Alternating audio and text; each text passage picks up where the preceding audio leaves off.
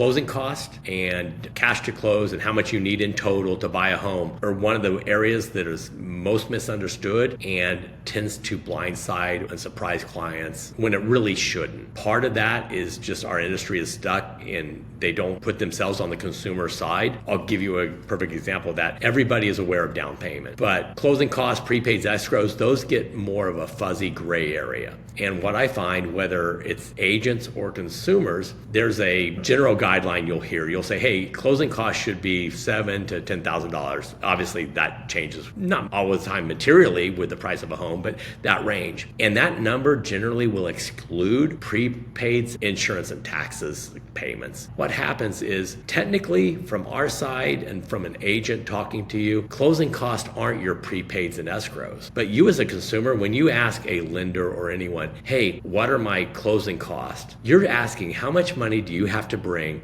above the down payment? And I can mince words and slice and dice it from a sales standpoint and minimize that. But in reality, what you want to know is exactly that. What we should answer when you ask that question, that answer should always include prepaids, escrows, your prepaid interest, those types of things. If you see an advertisement for a home payment and only includes the principal and interest, I believe that is a dishonest representation of the payment you're going to live with, because it doesn't include your insurance and taxes. And you as a buyer, you never ask, hey, what's my monthly obligation? Just principal and interest. I'll figure out the insurance and taxes on my own.